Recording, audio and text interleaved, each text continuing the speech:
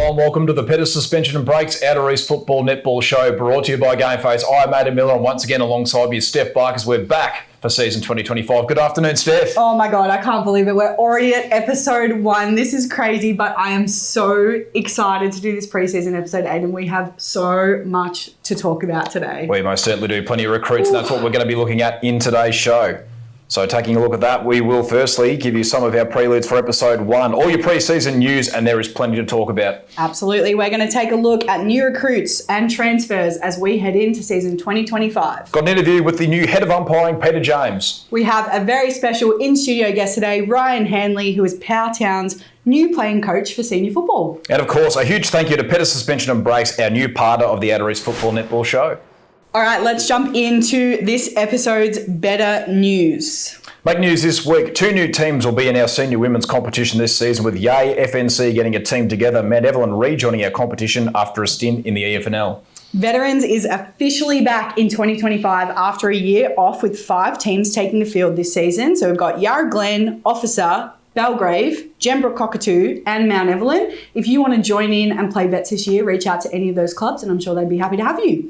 A shout out to all our senior clubs who will be fielding an under-18s team in season 2025. Thanks to their hard work in maintaining the pathway into senior footy, we'll have a Premier Division and Division 1 under-18s football competition for this year. So good. Our season launch is this coming Monday at Rochford Wines, and we are thrilled to have mental health advocate, author and Premiership Bulldog Tom Boyd as our special guest speaker. So a few club development news updates now. Round 2 of the Telstra Footy Country Grants is open. 4 of our clubs were successful in round 1. So congratulations to Warburton, Millgrove, Wandon, Mount Evelyn and Thornton Eildon. But there is more funding available, so please apply for round 2. There is first aid training available to all OEFN volunteers on Wednesday, April 23rd. See our website to sign up. There's also a coach induction workshop on March 30. This session is aimed at new coaches and will gain you points towards keeping your accreditation level and covers the role of a coach, coaching at training and coaching on game day. Last but certainly not least, we wanted to make mention of our 5 incredible mental health partners for this season. All partners have different things to offer and we encourage you to check them out. Thank you to Mental Health and Wellbeing Local, Outside the Locker Room, Roundtable Connections, Salt Sport and Life Training and Smack Talk.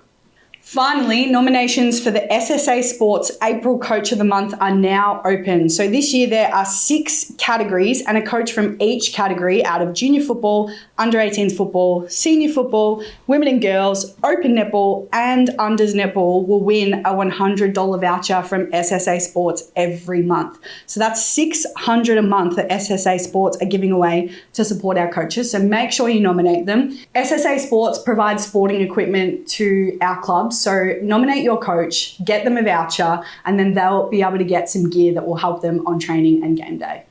Also, to make sure you follow our new Instagram at Outer East Football Netball to stay up to date with our competition. Over now to the Yarra Valley Water Juniors Corner for an update on our junior competitions. Firstly, 2025 Interleague squads were announced last week. Well done to all the players who tried out, and a big congratulations to those who made the squad. You can find the teams on our website or social media. We'd also like to shout out all of our junior football clubs who have become signatories for the Women and Girls Charter. So the Women and Girls Charter is a commitment from community clubs that they will champion girls, and it's guided by 4 principles, which is opportunity, visibility, access and investment. And we are thrilled to have 8 of our junior football clubs already committed. So to Belgrave, Emerald, Monbulk, Alinda, Upwey, Yarra Junction and Woorayallik, great work leading the charge, and we look forward to more clubs joining you soon. Since 1950, Petters have understood that every customer's journey is different, but our solution remains the same, to get you where you want to go as safely as possible. We believe it's not just the destination that matters, but also the journey, and we are committed to creating better journeys for everyone. First interview for tonight's show, Steph's going to have a chat with the head of umpiring, the new head of umpiring, Peter James. Okay, well, I am here with our new head of umpiring, Peter James. Thank you so much for being here today and having a chat to me. We're very excited to have you on board. First and foremost, we'd like you to tell our community a little bit about your umpiring background. Okay, I first started off at the VFA, did boundary for a year and a half and saw the light and went to the field. Then I went to the old Diamond Valley Football League for 10 years.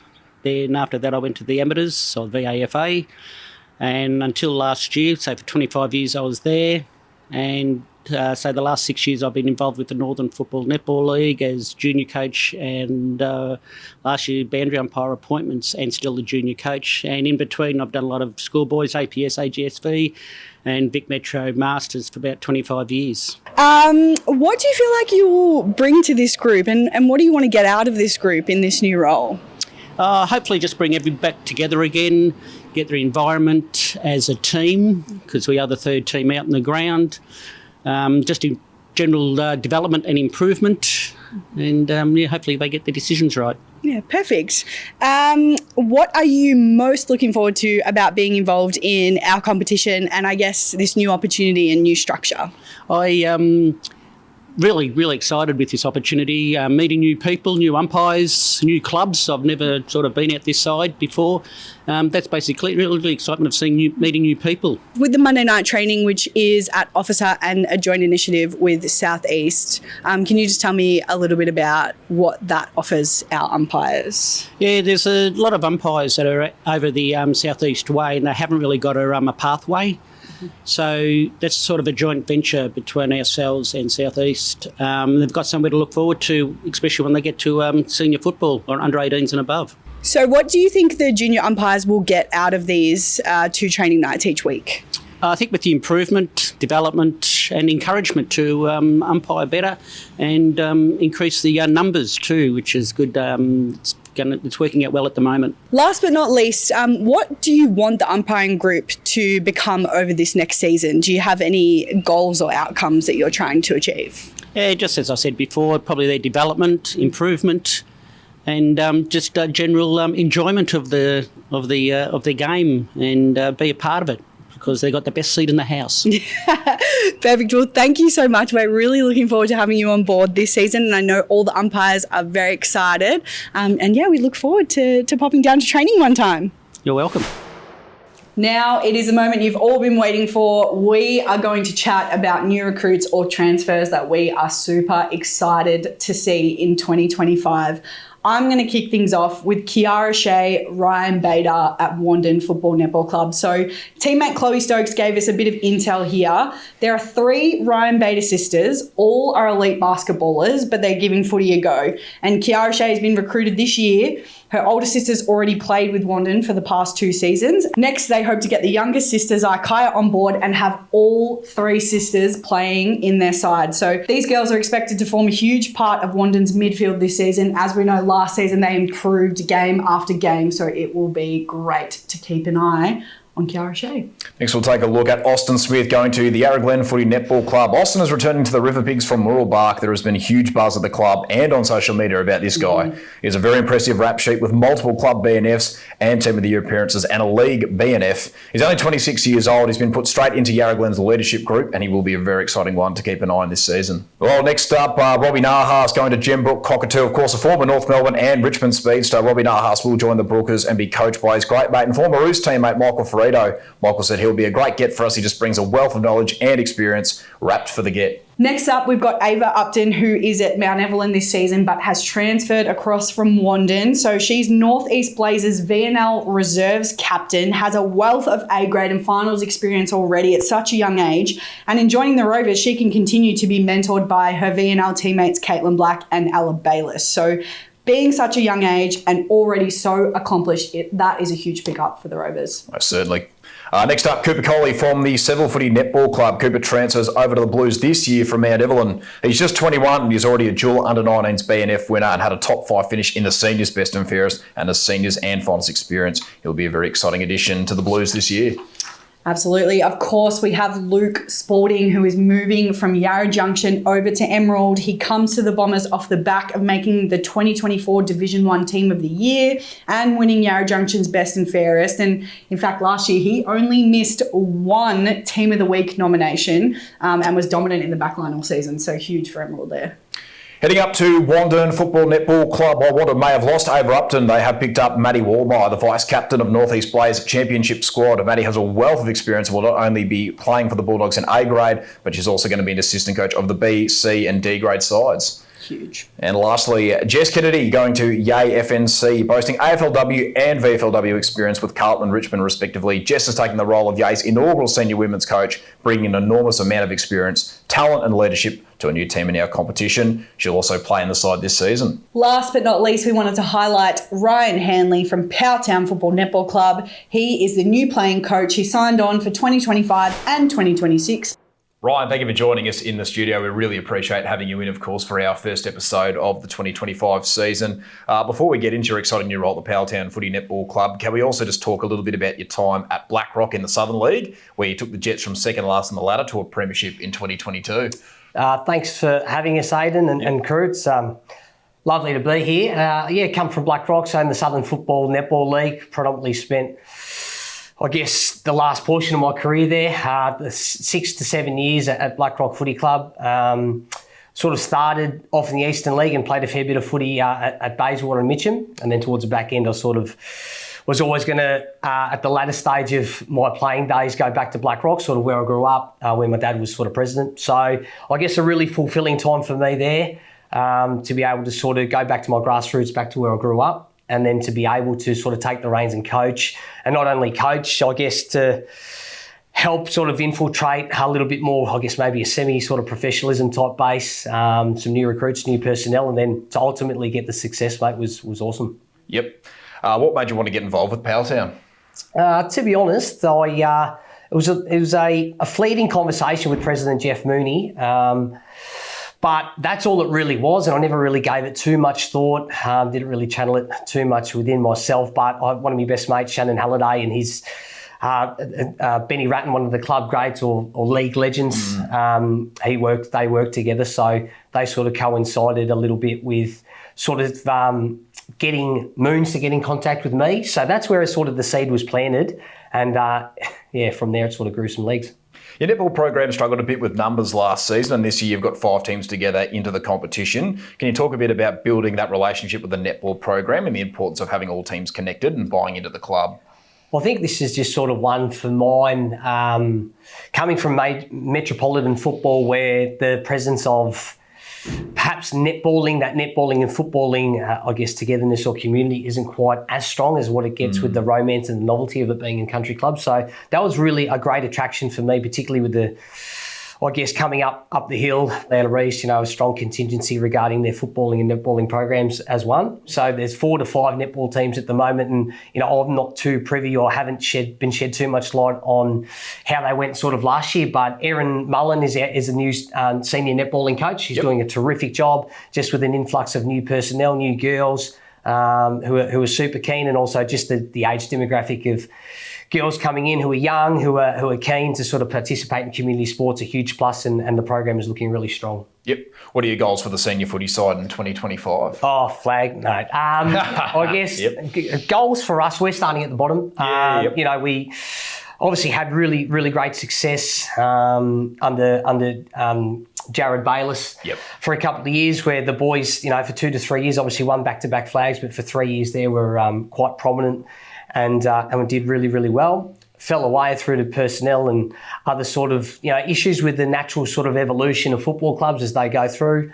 So I guess for us, look, the boys got belted by 150 to 200 points every week last year, but I've just said to them and maintained the message all along that, to be able to keep the doors open, to be able to use our new facilities, it wasn't looking likely. At the start of last year when Ratsy put his hand up and took control. So I already said to the boys that that's a huge plus. The doors are open. We get to enjoy these new facilities, and that's a win.